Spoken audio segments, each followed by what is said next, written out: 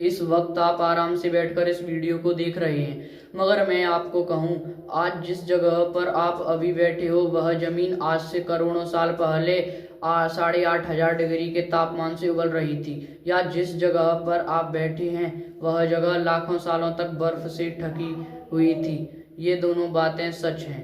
इस 15 मिनट की वीडियो में के अंदर आप पृथ्वी के साथ 450 करोड़ साल के सफर को देखने वाले हैं। जिस जगह आज हमारा सौरमंडल है वहाँ विभिन्न प्रकार की गैस और धूल के बादल हुआ करते थे। वैज्ञानिकों के मुताबिक इन धूल के बादलों से दूर एक तारा हुआ करता था। वक्त के साथ साथ उस तारे की ऊर्जा कम होने लगी, जिसके कारण इसके अंदर एक विशाल विस्फोट हुआ। विस्फोट की वजह से अंतरिक्ष की ये धूल एक दूसरे से दबने लगी। इस दौरान बादलों में स्थित धूल के कण दबाव और गर्मी के कारण बड़े उल्कापिंड और पत्थरों में परिवर्तित हो चुके थे, और इसी दबाव की वजह से इन बादलों में स्थित रेडियो एक्टिव पदार्थ ने ग्रेविटी का निर्माण किया। इस ग्रेविटी के कारण बीच में हाइड्रोजन और हीलियम इकट्ठा होने लगे। बीच के इस भयंकर दबाव के कारण एक विशाल विस्फोट हुआ, और इसी विस्फोट के कारण हमारे सूरज का जन्म हुआ। अंतरिक्ष में फैले एस्ट्रॉयड यानी क्षुद्र ग्रहों में भारी वजन की वजह से सूर्य के करीब आकर सूरज की प्रक्रिया करने लगे। धीरे धीरे इन एस्ट्रॉयड में भारी टकराव हुआ, जिसके फलस्वरूप मरकरी, वीनस, अर्थ और मार्स जैसे ग्रहों का निर्माण हुआ। वैज्ञानिकों के मुताबिक उस वक्त पृथ्वी और मार्स यानी मंगल ग्रह के बीच थिया नामक ग्रह सूरज की प्रक्रिया किया करता था। पृथ्वी पर ग्रेविटी होने की वजह से सूरज की प्रक्रिया करने वाले एस्ट्रॉयड अब पृथ्वी की प्रक्रिया करने लगे, और धीरे धीरे करोड़ों सालों तक ये पृथ्वी पर गिरते रहे। और ऐसे ही घटना हमारे पड़ोसी ग्रह थिया पर भी हो रही थी, जिसके कारण थिया पृथ्वी के और करीब आने लगा और आकर पृथ्वी से टकराया। इस भयंकर टकराव की वजह से पृथ्वी के हिस्से कणों के रूप में अंतरिक्ष में फैल गए और एक रिंग्स की तरह पृथ्वी की प्रक्रिया करने लगे। इन्हीं परिक्रमा करते हुए कणों में टकराव होने लगा, जिसके कारण हमारे चांद का निर्माण हुआ। उस वक्त पृथ्वी पर सिर्फ एक ही समुद्र हुआ करता था, और वह था 1900 डिग्री सेल्सियस की तापमान पर उबलते हुए लावे का। उबल रही थी वो सारी चीजें जिसे आज आप अलग अलग नाम से जानते हैं। वक्त के साथ साथ पृथ्वी धीरे धीरे ठंडी हो रही थी, जिसके कारण पृथ्वी के भारी तत्व जैसे धातु और रेडियो एक्टिव पदार्थ पृथ्वी के केंद्र में जाकर इकट्ठा हो गए और हल्के पदार्थ पृथ्वी की सतह पर आ गए। लेकिन सालों तक पृथ्वी पर उल्कापिंड की बरसात हुई, और इन गिरते हुए उल्कापिंडों में जमा था नमक, मिनरल्स और पानी। करोड़ों सालों तक इन उल्कापिंडों की बरसात होती रही और धीरे धीरे पृथ्वी की ऊपरी सतह पानी से ढकने लगी। वैज्ञानिकों के मुताबिक यही वो वक्त था जब दूर गहरे पानी के अंदर निकलते ज्वालामुखियों से पहली बार सूक्ष्म जीवों का निर्माण हुआ। लाखों सालों बाद एक वक्त ऐसा आया जब पृथ्वी की पूरी सतह पानी से ढकी चुकी थी। हमारी पृथ्वी के सबसे अंदर का कोर रेडियो एक्टिव पदार्थ से बने होने की वजह से हरदम गर्म होता रहता है, लेकिन जब भी पृथ्वी की ऊपरी जमीन ठंडी हो जाती है तब पृथ्वी के अंदर की गर्मी बाहर नहीं निकल पाती, जिसके कारण ज्वालामुखियों का निर्माण होता है। और उस वक्त कुछ ऐसा ही हुआ। पानी से ढकी हुई पृथ्वी पर हजारों की तादाद में ज्वालामुखी निकलने लगे, और आने वाले लाखों सालों तक इन ज्वालामुखियों का निकलना जारी रहा, जिससे पानी के ऊपर जमीन का निर्माण हो रहा था। इस वक्त भी पृथ्वी पर वातावरण न होने की वजह से अंतरिक्ष से उल्कापिंडों की बरसात हो रही थी। आज से लगभग 300 करोड़ साल पहले पृथ्वी पर ऐसा वक्त आया जब पृथ्वी का वातावरण लगभग स्थिर होने लगा था। ज्वालामुखी निकलने धीरे हो गए थे और पृथ्वी का एक दिन 12 घंटे का हुआ करता था। साल बीतते गए और धीरे धीरे ये सूक्ष्म जीव विकसित होते गए और समूहों में रहने लगे। आज से लगभग 250 करोड़ साल पहले पहली बार पृथ्वी पर ऐसे जीवों का निर्माण हुआ जो जीने के लिए ये पानी के अंदर के मिनरल्स यानी खनिज पदार्थ और धूप का इस्तेमाल करते थे और मल त्याग के रूप में ऑक्सीजन बाहर निकालते थे। इस वक्त तक पृथ्वी पर ज्यादातर ज्वालामुखी निकलने बंद हो चुके थे और इन माइक्रोबैक्टीरियाज की वजह से वातावरण में ऑक्सीजन की मात्रा बढ़ रही थी।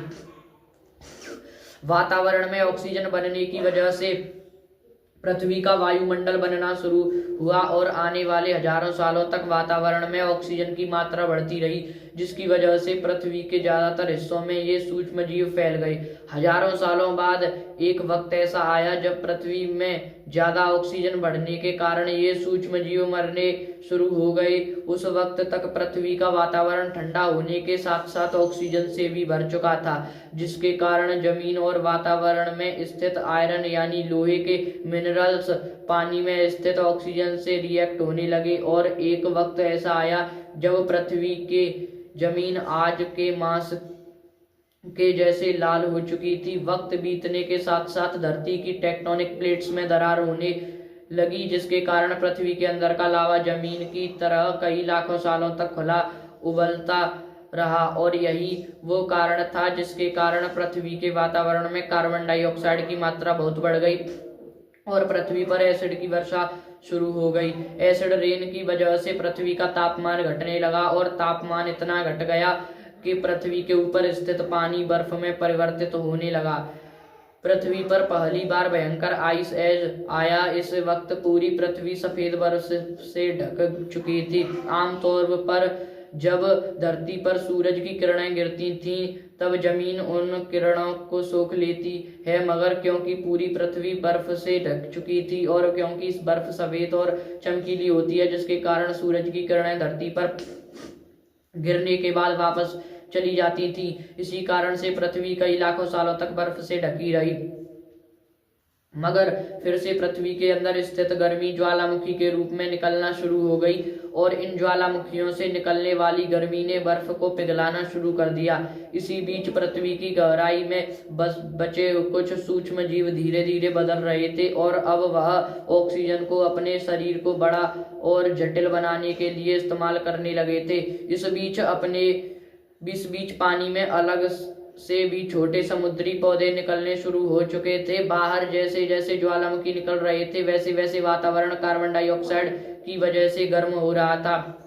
वक्त के साथ साथ बर्फ तो पिघलने लगी, मगर धरती पर फिर से एसिड की वर्षा शुरू हो गई, जिसके कारण फिर पृथ्वी ठंडी होने लगी और फिर पृथ्वी की ज्यादातर सतह बर्फ से ढक गई। ऐसा बार बार कई हजारों सालों तक होता रहा और इसी कारण से अब समुद्री जीव धीरे धीरे वातावरण के हिसाब से विकसित हो रहे थे। इस बीच कई सारे जीव और समुद्री जंगल विलुप्त हो गए, मगर जो बच गए वो धीरे धीरे पृथ्वी के बदलते तापमान के हिसाब से ढलते गए और अब हजारों सालों बाद समुद्री पेड़ बर्फ की वजह से पूरी तरह मरते या सूखते नहीं थे। अब सूक्ष्म जीव समुद्री जीव बन चुके थे।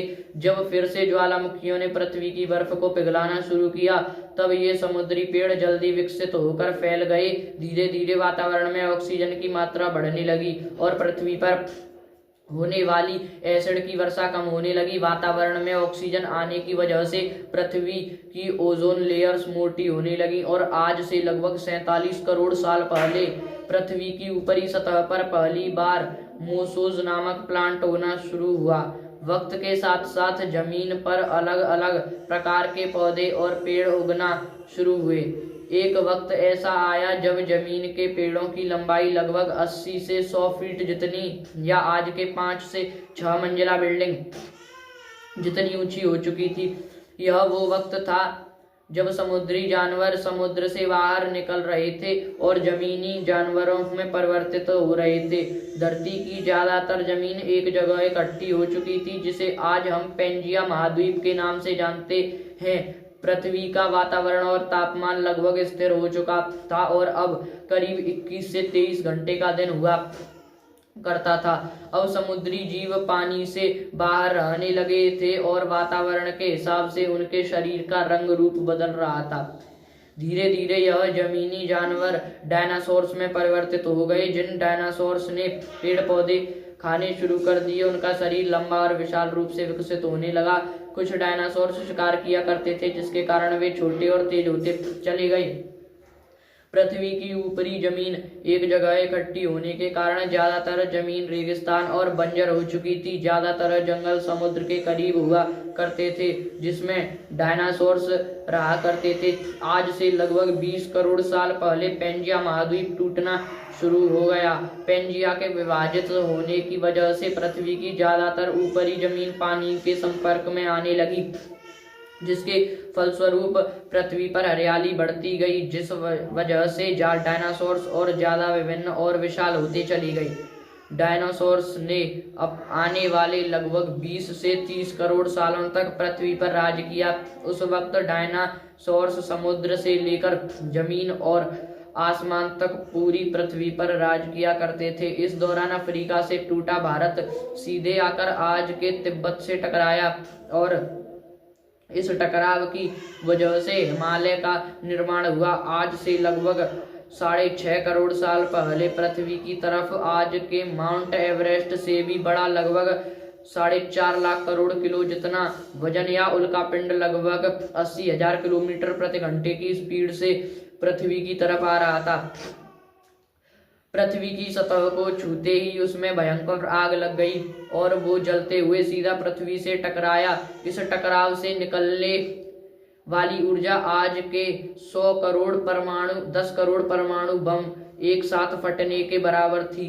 जहां यह उल्कापिंड गिरा, वहां के जानवर और पेड़ तुरंत भाप बनकर जल गए। गिरते ही पृथ्वी पर पूरी तरह धूल फैलने लगी, समुद्र में भयंकर बाढ़ आने लगी। भूकंप और आग ने पृथ्वी को जलाना शुरू कर दिया। कुछ ही घंटों में पूरी पृथ्वी के वातावरण में हानिकारक गैस और धूल की वजह से पृथ्वी नरक हो चुकी थी। डायनासोर्स घुटन, आग और भुखमरी से पूरी तरह विलुप्त हो गए। इस वक्त हमारे पूर्वज जमीन के अंदर रहा करते थे, जिसके कारण वो इस विशाल प्रलय से बच गए। पृथ्वी का वातावरण पूरी तरह से काला और अंधेरा हो चुका था, जिससे धूप भी जमीन तक नहीं पहुंच पा रही थी। पृथ्वी के पेड़ और ज्यादातर जानवर विलुप्त हो गए।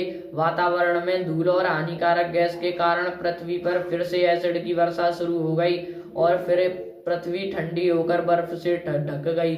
लेकिन इस बार पृथ्वी की बर्फ लाखों सालों तक नहीं जमी रही और 80 से 90 हजार साल बाद ये बर्फ पिघलनी शुरू हो गई। जैसे ही धरती पर वातावरण फिर से पहले जैसा होने लगा, वैसे ही ये छोटे जीव जमीन से बाहर आना शुरू हो गए। उस वक्त पृथ्वी की बर्फ पिघलनी शुरू हुई थी, जिसके कारण अफ्रीका में घने ठंडे जंगल हुआ करते थे और इसी बीच यह जमीनी जीव बंदरों में परिवर्तित हुए। मगर जैसे जैसे पृथ्वी गर्म होने लगी, वैसे अफ्रीका के यह जंगल सूखने लगे। जंगल की चीजें खाने वाले बंदरों को खाने की कमी होने लगी। खाने की तलाश में इन बंदरों ने अपने पैरों पर चलना शुरू कर दिया, जिससे उन्हें दूसरे जानवरों के शिकार करने में मदद मिलती थी। धीरे धीरे बंदर एप्स यानी वानर में परिवर्तित हुए। खाने की तलाश में ये एप्स पृथ्वी के दूसरे हिस्सों में फैलने लगे और धीरे धीरे उनके शरीर का रंग रूप वहां के मौसम के हिसाब से बदलता गया। वक्त के साथ साथ हम आदिवासी बने, हमने हथियारों से लेकर आग का आविष्कार किया। हम धीरे धीरे इंसान के रूप में विकसित हुए। हमारे धर्म से लेकर परिवार, भाषा और संस्कृति का निर्माण किया और वक्त के साथ साथ हम विकसित होते चले गए और आज हम इस पृथ्वी की सबसे विकसित प्रजाति बन चुके हैं। पृथ्वी को आज के जैसे बनने में लगभग 450 करोड़ साल का वक्त लगा और हमें एक छोटे जमीन में रहने वाले जानवर से इंसान बनने में कई लाखों साल का। मगर हमने इन 100 सालों में जितना पृथ्वी को गंदा और तबाह किया है, उतना आज तक किसी भी प्रजाति